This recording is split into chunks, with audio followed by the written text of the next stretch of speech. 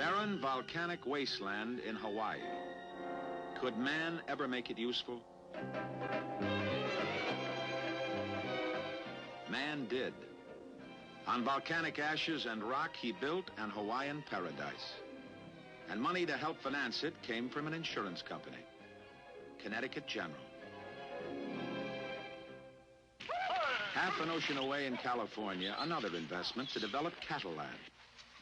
And in Washington, water from a river far below has made farmlands lush and fertile. The first privately financed irrigation project in the area. Connecticut General has made investments all over America, in land, in buildings, and in the way people live. What is being done to improve the way people live? What will the community of the future be like? Connecticut General is helping to finance a bold new answer on 22 square miles of rolling land between Baltimore and Washington. A group of 9 villages in a privately financed, imaginative new city. A city called Columbia, where stores, schools, work and recreation are close to home, where families have room to live, to grow, to enjoy.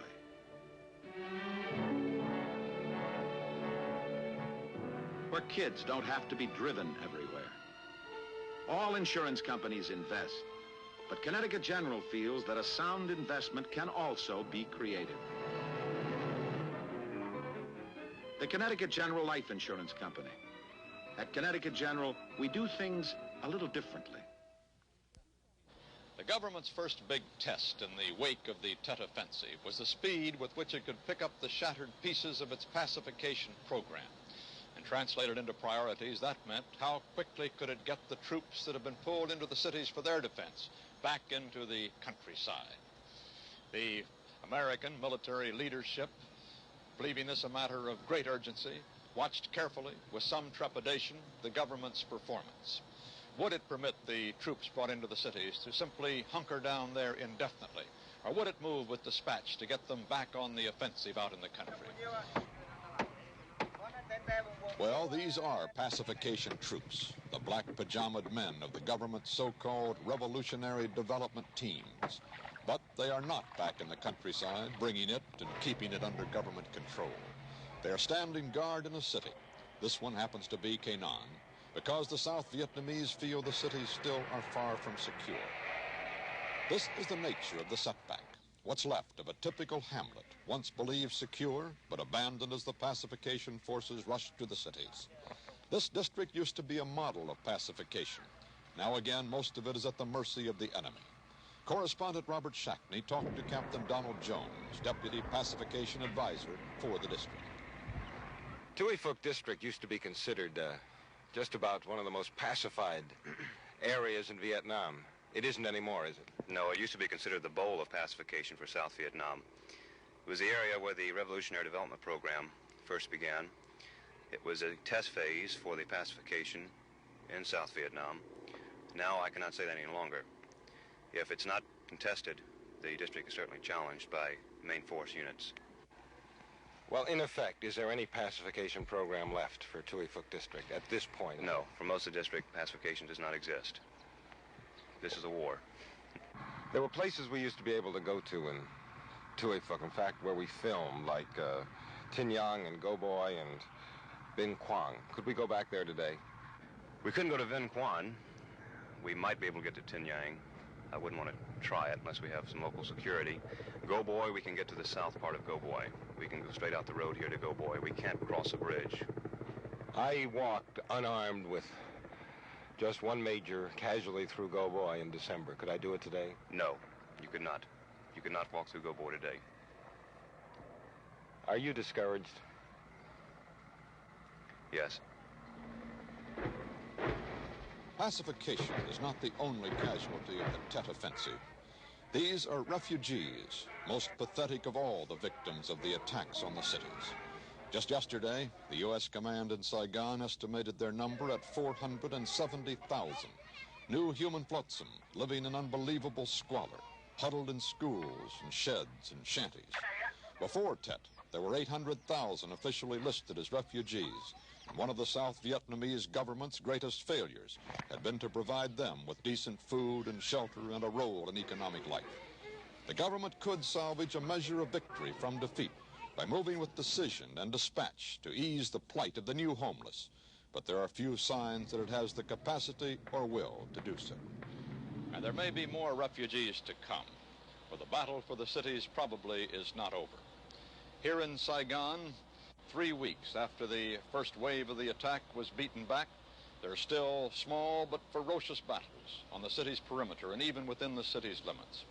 At the big air base and U.S. military headquarters on the edge of town, there's still occasional mortar and rocket attacks. There are reports that elements of 3 North Vietnamese divisions, perhaps 15,000 men, are within a day's march of the city. The helicopters fill the air during the day in the constant hunt for them, and at night, airdrop flares light the city as the search goes on. And this is but phase 2 of a master Viet Cong plan called the Winter-Spring Offensive. Part 1 was the fall campaign against the Allied positions astride the Viet Cong supply routes through the Central Highlands. The attacks on Dak To and Loc Ninh were part of that campaign, and they failed. If they had succeeded, the Viet Cong would have opened up a supply route to bring in even more troops for the attack against the cities along the coast. Those attacks against 35 cities from Quang Tri in the far north to the Delta in the far south were phase 2, which at least in their initial military phase also have failed. Failed, that is, to seize the cities, although they've brought them to near paralysis. Now it's believed the enemy is ready to move on to phase 3 of the Winter-Spring Offensive with the hope that he can recoup there what he lost in the first 2 phases. Phase 3 is to be the attack along the demilitarized zone. He has massed perhaps 40,000 men along here and is expected to kick off at any moment a wide-scale offensive believed intended to overrun Vietnam's 2 most northernmost provinces and perhaps thus to bring the Saigon government in defeat to the conference table. He may move against any of those positions, but perhaps the most dramatic and significant battle may develop at Khe Sanh.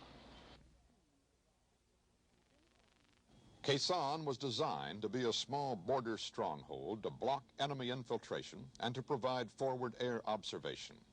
Now surrounded and bypassed, it no longer serves that function. But for reasons of U.S. pride as much as U.S. tactics, Khe Sanh has been built up into a major bastion where 5,500 Marines are isolated, and not far from which 20,000 more reserves are tied down far from the now unprotected coastal plains. From the North Vietnamese point of view, Khe Sanh is an ideal target for rocket and mortar attacks from the surrounding hills, while they decide the time to attack or whether to attack. But in an interview with CBS News correspondent Jack Lawrence, the Marine general in charge was confident his men can outlast the enemy at Khe Sanh and elsewhere. How long do you feel that he can continue this increased tempo of the fighting? Well, I can't really give a finite answer, but it would seem to me it would be in terms of a matter of months. 4, 5, how long, I wouldn't know exactly. He always has the capability, of course, of suddenly stopping this tremendous sacrifice of personnel and going back into the guerrilla type of war. So it's hard to prophesy. But if he continues this all-out attack day and night, exposing himself to our firepower, I just don't think he can keep it up for longer than a matter of months. Whatever the battle for Khe Sanh and the DMZ means, whatever all of this means, there is one meaning to the Viet Cong's Winter-Spring Offensive that is inescapable. The nature of the Vietnamese war has changed. It no longer is a series of small engagements fought for local areas against small bands of communists. It no longer is to be fought primarily in the sparsely occupied countryside. It is now more along the classic Western fashion of war. Large armies locked in combat, moving toward a decision on the battlefield. Some final personal observations will be the concluding portion of this report.